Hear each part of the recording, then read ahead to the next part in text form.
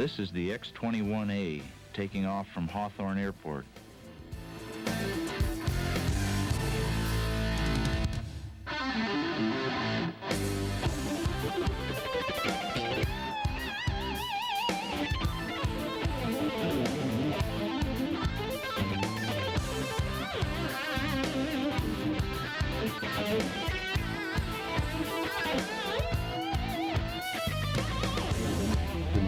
We're at the Hawthorne Municipal Airport, Jack Northrop Field. We're at the Western Museum of Flight this morning, and we're here with Jerry Ruben, who's a long-time Northrop employee, very long time. Jerry, you started with Northrop in about 1939? 1941. 1941. Just before Pearl Harbor. And you started as an engineer? I started as a riveter, but then within a few months I became an engineer. And you've been a project engineer on many of the Northrop aircraft that have flown missions and participated in the war effort. That's right. Probably the one I loved best was the YF-17. And we're going to get a chance to see that. Yeah. We have one here, don't we? And that became the predecessor for the F-18, which served in the Gulf War. Okay, the YF-17 was our attempt to follow on with a faster and larger airplane than the F-5, because we knew the customers are always looking for something bigger and faster and stronger. That's what led to the design of this airplane. And it's a supersonic airplane. It flies about 1.8 Mach number, which is like 1,500 miles an hour. And this airplane eventually turned out to be the Navy F-18. And the F-18 served in the Gulf War, and we're still building the F-18 and now in El Segundo. And this is a twin engine?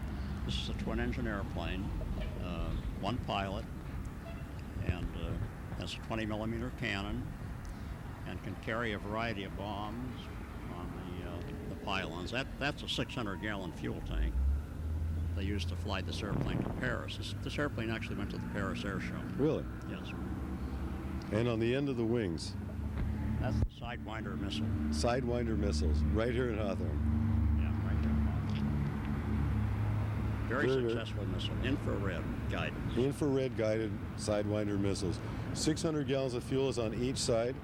Yeah, that was enabled the airplane to fly from Newfoundland to Greenland to Iceland to England to Paris. And ordinarily, we wouldn't carry a tank this big, but probably be bombs or some other thing. A gallon of aviation fuel, I think, weighs about 8 1/3 pounds. Jet fuel's a little heavier, isn't it? Right. So what would this airplane fully loaded with fuel and weaponry weigh, do you think? About 40,000 pounds. And it can still fly at 1,500 miles an hour. Yes, that's right. That's quite a task, and of course, you were part of the team that helped design this. Right. Right. What would be the difference between this and the YF-23? The YF-23 was a still faster airplane than this one. It was one more step beyond this airplane, and it was designed to be a stealthy airplane also. The significant feature about the YF-23 is that it could go supersonic cruise. Whereas these airplanes, the YF-17 and the F-5, could only go supersonic when you had the afterburner on, which used up a great amount of fuel. But the YF-23 could cruise supersonically on military power. So it's fairly fuel efficient at that speed. So for people that don't understand what it is, at what speed in miles per hour would you be supersonic? Ground speed would be about 1,500 miles an hour. And then you're supersonic. This airport has a lot of history, some things that I know you've seen personally. The original Flying Wing flew out of here. That's right. And that was about 1949. 1949. I watched that. Very thrilling. And could you describe what it was like when it took off? Well, it started out at Prairie Avenue and down the runway, headed toward Crenshaw Boulevard. About 500 feet before Crenshaw, it broke ground and headed on up to Western Avenue. And so the people that live east of the airport must have thought the Martians were here, They must have been very, because it was a very odd-looking thing to be flying at that time, I would Yeah. think. made a lot of noise. And we have something like that behind us, don't we? Yes. Well, this is the Northrop, call it the buzz bomb. It was the United States' answer to the German V1, and it carried two 500-pound bombs, and this was piloted, but there was really no intention to have a pilot. It was going to be a drone type thing. And so this one was piloted, and it was jet-powered?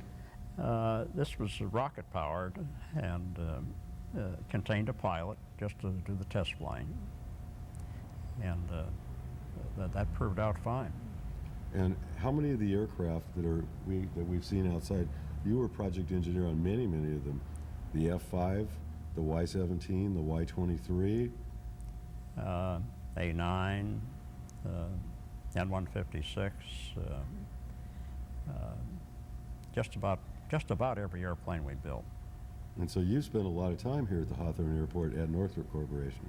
Right. I started here in '41, and there was nothing on the north side of 120th Street. It was all empty fields, and there wasn't even a 120th Street. It was just a dirt path. A dirt road. And so during the war effort, employment opportunities in Northrop must have just mushroomed and grown. Yeah, it was difficult to get a job in engineering before the war, but then after the war started, things did blossom, and there were a lot of opportunities for engineers. There were also a lot of opportunities for women to join the force. Rosie the Riveter.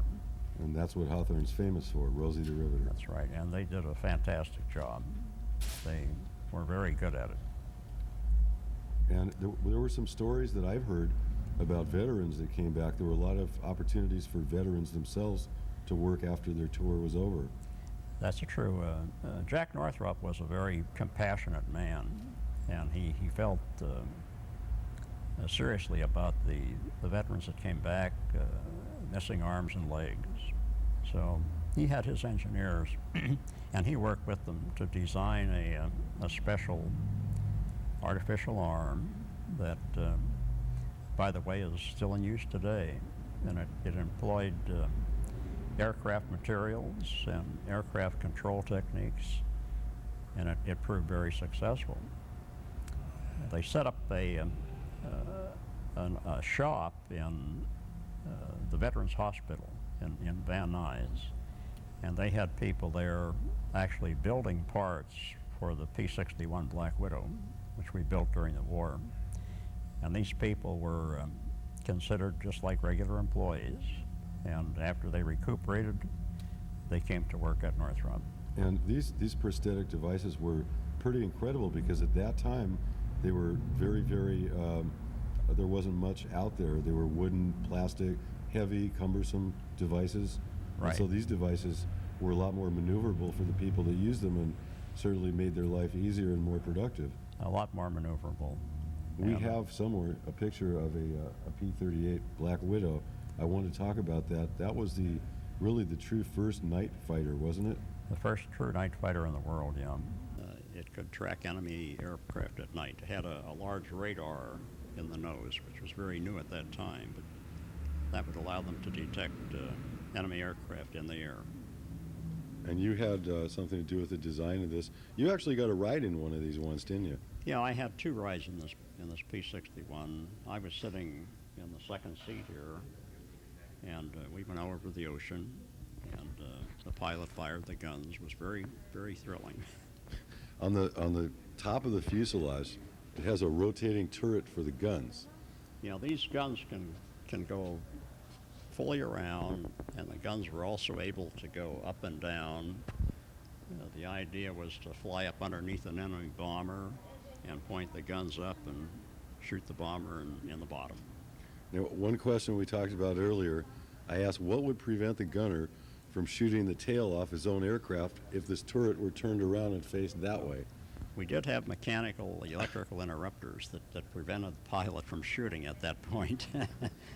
He could not shoot the tail off. So he could only shoot it at certain angles. Yes.